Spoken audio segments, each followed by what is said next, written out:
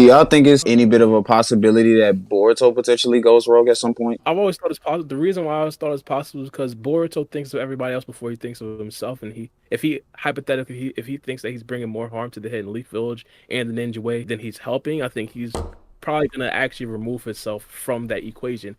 And even I ain't gonna lie, I've been a bit more on this wave as well. He could potentially try to go the Sasuke route. Hypothetically, if things do break down in the future, and of course everybody's warring with each other again, he might think for everybody to be at peace, he might need to become that one central villain, so everybody can actually team up to try to defeat Boruto.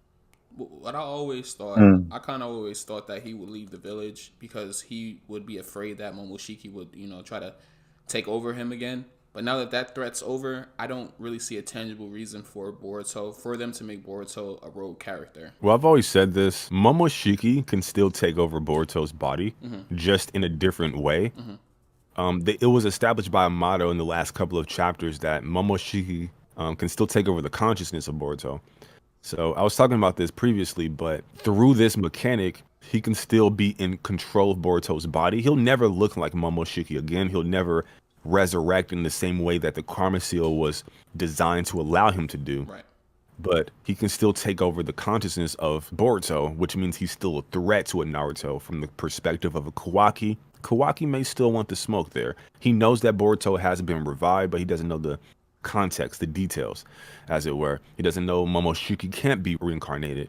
He doesn't know Boruto has more control over the power, right? All he knows is that, hey, I killed him for a reason. He's back. There could be smoke. But getting back to Boruto, he has more control over the power of Momoshiki. Momoshiki can still take over his mind. That and the warning Momoshiki gave him. And that's going to be like the main tension between these characters moving forwards. Not that I need to take over your body anymore, but your mind, your subconscious, the very thing that makes you you. Yeah, that's up for grabs. And I can put you to sleep real quick and I can walk around in your shoes. Right? So yeah, I think that's a thing that's going to be at play. So essentially, Boruto becoming like a Jigen. Exactly. Being manipulated from the inside out. I think that's the route they're going to take. Fire. SW, thank you so much for the support. Yeah, so Eida definitely knows about Ino. She looked straight at Shikamaru when they were communicating in the last chapter. I didn't catch that. I didn't see. I'm 100%. gonna have to read the chapter again. Yeah. I'll provide a screenshot. But yeah, right when he was essentially, well, right when he first started to communicate with Ino, then of course she looked directly at Shikamaru. My thing though is that, either she's great at acting or it's not necessarily going to be a big deal, because it essentially means that she's lying at first, because I think she even said something previously that she can't necessarily read telecommunications or something like that. But even if that's the case, I don't necessarily think it's going to be a big deal, because he wasn't necessarily planning to like have Ida jumped or anything like that at the very end. At first, he probably was, but at the very end of it, it wasn't necessarily that. And of course, the big thing right now, I think Shikamaru is legitimately trying to get Ida to his side. He's legitimately trying to poach Ida from Code. Theoretically, It's in she there. should know about Ino. Just based off of her ability, she can look into the past and kind of find out. But the whole thing, as it's alluded to, is that she doesn't have some autonomous ability that she knows all, sees all at all periods of time. It seems she needs to actively search for this information. So I don't see why or how she would know to look for Ino specifically in the past so that she can understand what Ino was capable of doing.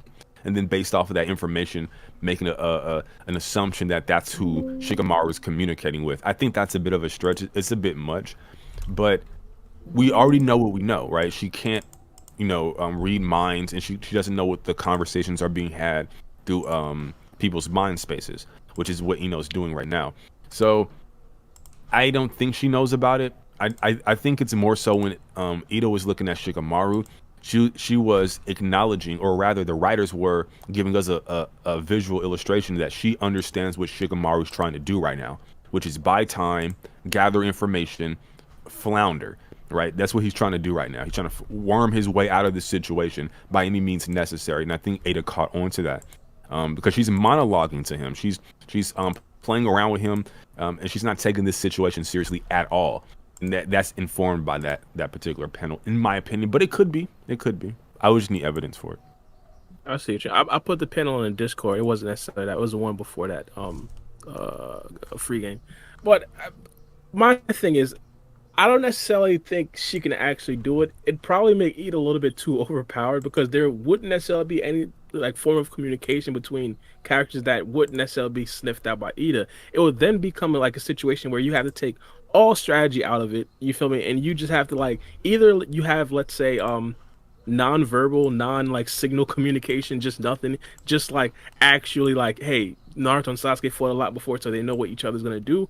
Or it's like you just have to have enough power to just completely overpower them. And I think that right there would kind of bog down the actual entertainment of the series. Don't get me wrong, Ida would be extremely overpowered. I'd absolutely love the clairvoyant abilities if you feel me, Naruto or Sasuke would actually get them, but it would just bog down the entertainment. It just wouldn't. It would like take away surprises. You see what I'm saying? Yeah, and with her abilities though, she should, like you said, she can go into the past. So depending on how old she is, when they set up the system for their like how they operate as a ninja society in the Leaf.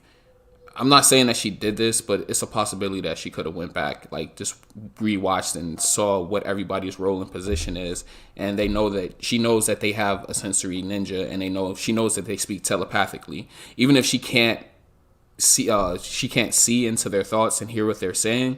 She knows that they have that ability. They have that they have that ability to do that. So she would be cautious in a way because she doesn't seem like a dumb person. Like Ada seems very calculated. She seems very smart. She seems kind of like Amado in a way, not in like a genius aspect, but she's playing a chess game. She's not going and doing everything off of just like pure emotion. Well, I guess she is because she wants Kawaki or Boruto or whatever, so she is doing off an emotion. But you get what I'm saying. Like she calculates everything that she does. She doesn't just pop in like Cole did. She told Cole, "Hey, it's time to retreat." Cole wasn't listening. If Cole would have retreated, then the plan would have worked out a little bit better than what it did. But so I think Ada has something else in mind. Like I think she knows what's going on. I think she wouldn't hop in a situation blind. She seems like that type of character that she's going to jump in when she knows she can get the one up on you. Here's the thing about Ida. Rock out, Juju. Well, I was just gonna say like I like Ada and all, but she seems a little overrated. I feel like her in tandem with Damon is what makes her really powerful because I feel like their abilities are connected in a way. It was the thing that she could like hear the thoughts when they were like communicating telepathically. Was that what y'all were talking about, right? Yeah. Yeah, like the. Oh yeah. I doubt that. I don't know if that was happening, bro. Because isn't her ability just like seeing things? Like, can she is like a surveillance camera, right? But can she like hear things too?